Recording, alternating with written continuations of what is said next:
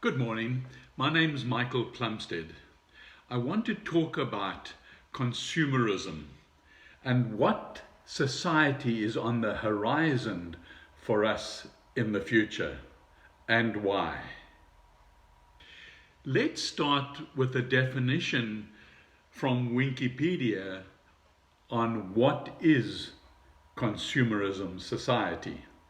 Consumerism, according to Wikipedia, is a social and economic order that encourages an acquisition of goods and services in an ever-increasing amounts. Consumerism is the idea that increasing consumption of goods and services purchased in the market is always a desirable goal, and that a person's well-being, ego and happiness depends on fundamentally obtaining consumer goods and material possessions. Our consumerist society is about spending. Encouraging consumers to spend is the major policy, the major goal. From this point of view, consumerism is seen and believed to be a positive phenomenon that fuels economic growth, ignoring inflation, while most of the world's population are barely surviving. It is what globally happened more than a century ago, when a group of financiers dreamed of world supremacy. It was at this time when spirituality, morality was massively destroyed in the world, and the consumer society was built artificially. World enterprises, multinational conglomerates, private monopolies, the world market focused on formation and consolidation of this consumer society.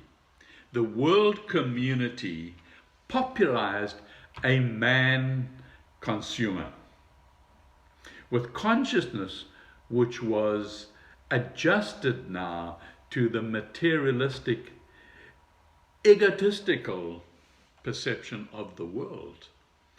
The consumer attitude to life changed to obtaining personal benefit, and the meaning of life was reduced to a desire for a continuous increase of a level of income and welfare, career growth, upholding of egotistical ambitions, which as a result did not give required inner freedom and happiness to a person.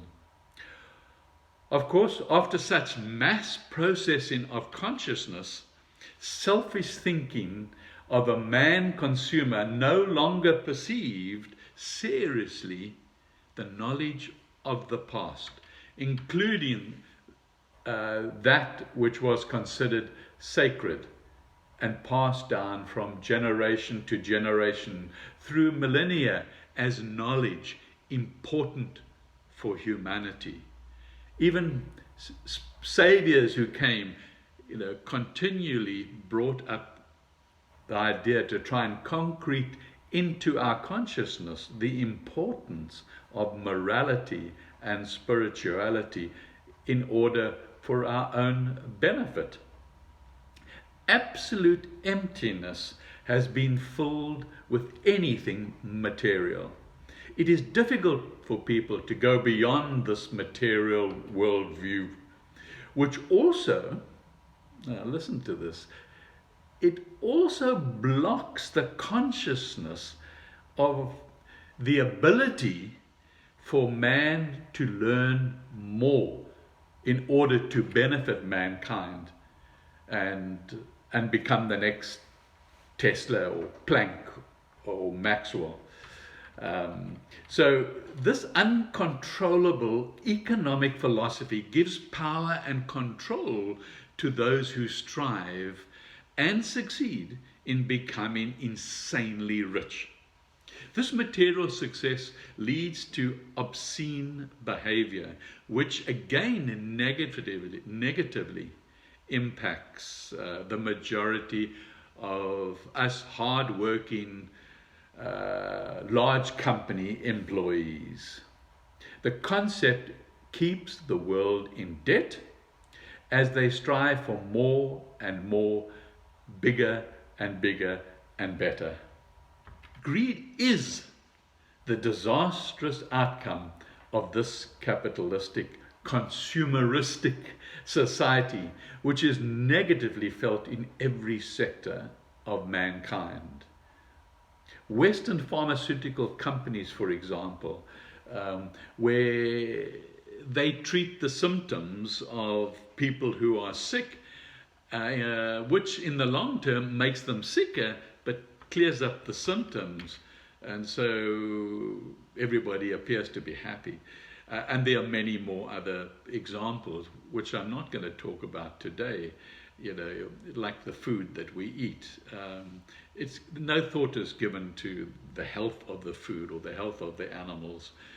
It's only about consumerism. It's only about profit. It's only about money.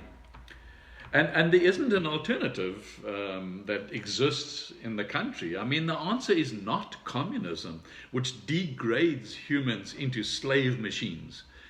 No other government is simultaneously detaining millions of its citizens because they're an ethnic minority practicing some spirituality.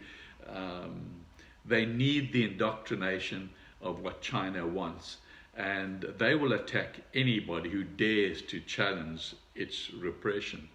We'll talk more about that another time, because there is a data war on now, and China is probably leading that war in gaining data. What they want to use it for, that's another problem.